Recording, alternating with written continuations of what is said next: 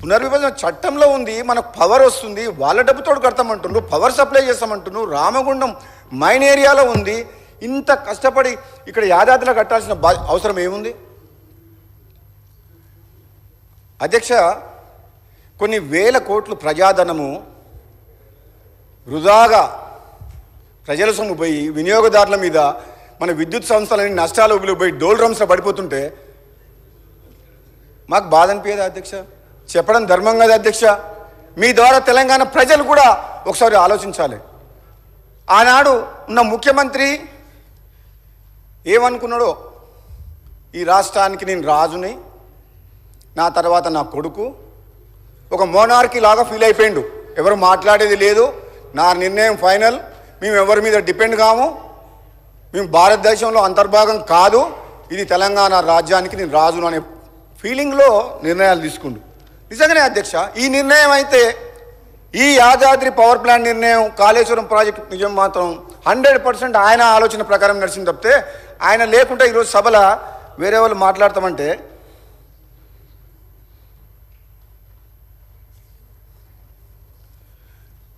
మరి ఇప్పుడు మాకు కూడా అనిపిస్తుంది అధ్యక్ష, సభలో ఉండాలి. మరి ఎల్ఓపిగా ఉన్నప్పుడు సభలో ఉండాలి, మా మాటలు కూడా వినాలి, జవాబు చెప్పాలి. జవాబు చెప్పాల్సిన బాధ్యత ప్రతిపక్ష నాయకుడి హోదాలో ఉన్న కేసీఆర్ గారి మీద, మాజీ ముఖ్యమంత్రి గారి మీద ఉన్నది అధ్యక్ష. ఆయన తెలంగాణ ఉద్యమం ఉన్నప్పుడు మేము పార్టీలు వేరైనా ఆనాడు పార్లమెంట్ సభ్యులుగా మేము అందరం కలిసి పార్లమెంట్ సభ్యులుగా తెలంగాణ కోసం కొట్లాడి ఆయన డైరెక్షన్లో కూడా పనిచేసాం అధ్యక్ష. తెలంగాణ రాష్ట్రం కోసం, తెలంగాణ ఉద్యమం కోసం కొట్లాడుతుందని చెప్పి అంత గౌరవం ఉండే. కానీ తెలంగాణ రాష్ట్రం ఇచ్చిన కాంగ్రెస్ పార్టీని కాదని తెలంగాణ ప్రజలు కేసీఆర్కి అధికారం కట్టబెట్టినా బాధపడలే అధ్యక్ష.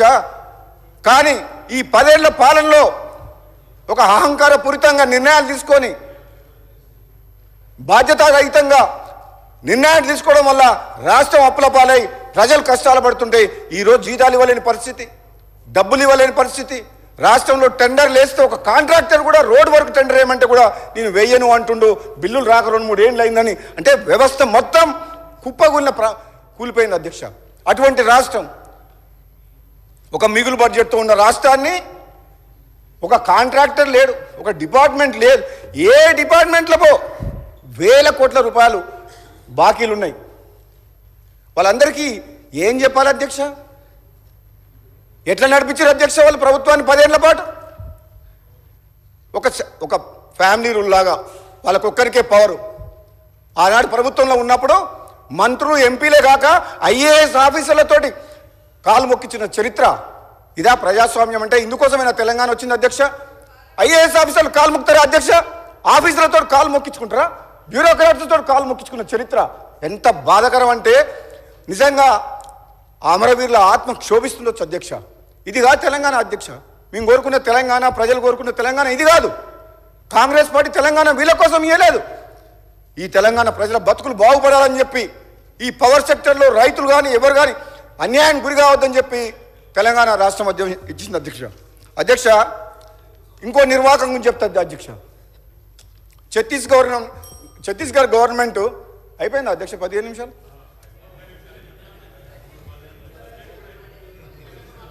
అంటే అధ్యక్ష, వీళ్ళు చేసిన పాపాల గురించి చెప్పాలంటే గంటల తరబడి మాట్లాడవచ్చు. నిజంగా చెప్పాలంటే మాత్రం గుండె తరుక్కపోతుంది అధ్యక్ష, గుండె తరుక్కపోతుంది, బాధ అనిపిస్తుంది.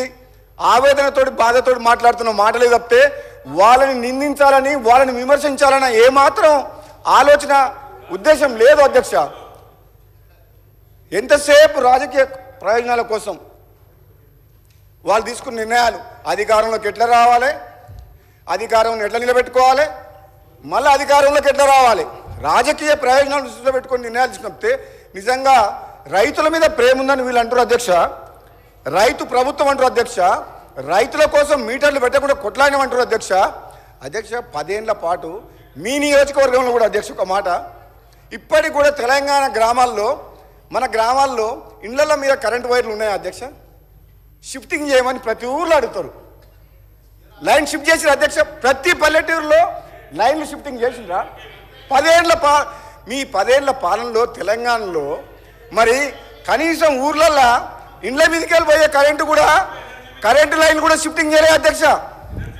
ఒకప్పుడు వేసిన కరెంటు పోల్స్ 50 మీటర్లకు ఒక దగ్గర ఉండాలి, ఒక పోలు 50 మీటర్లు ప్రతి పోలు మధ్యన 80 మీటర్లు 100 మీటర్లు వైర్ అంతా కిందికి దిగబడి కరెంట్ షాక్ కొట్టి ప్రమాదాలు చనిపోతుండ్రు అధ్యక్ష. అన్నిటికంటే ప్లాంట్లు కడతామంటుండ్రు, అడిషనల్ ట్రాన్స్ఫార్మర్స్ ఇప్పటికి కూడా మా నియోజకవర్గం మున్గోడు నియోజకవర్గంలో ఎక్కడ పోయినా ఏ ఊరు పోయినా ఓ 25 kVA ఉంటే 5 నడవాలి మోటార్లు 5 HP 8-9 ఉంటాయి.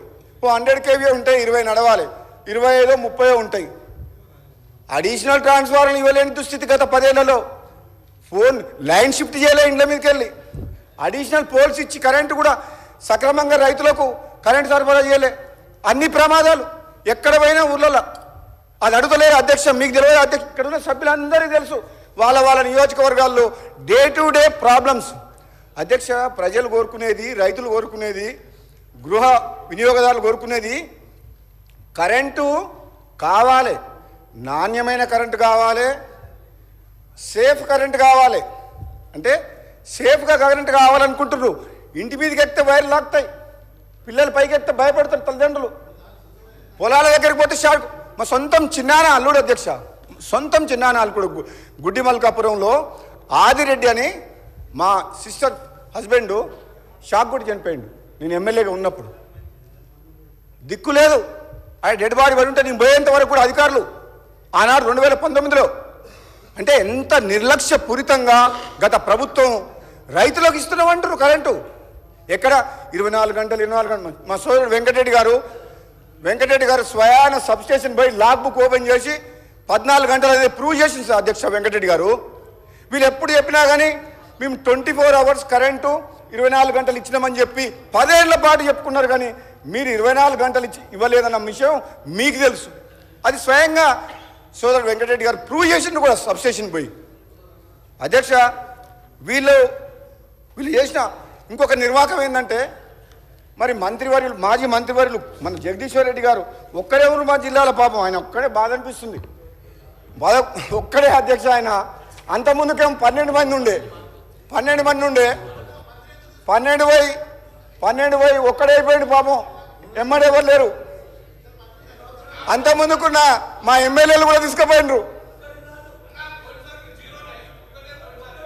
అయితే ఆయన మంత్రిగా ఉన్నప్పుడు మరి ప్రభుత్వం ఈ ఛత్తీస్గఢ్ విషయంలో అధ్యక్ష 1000 మెగావాట్లకు పవర్ కొంటామని చెప్పి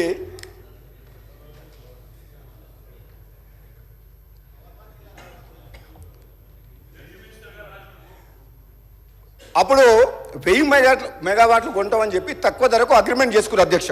ఎంఓఈ చేసుకున్నారు. ఆ డేట్స్కి ఇట్లా అన్ని డీటెయిల్స్ ఉన్నాయి. కానీ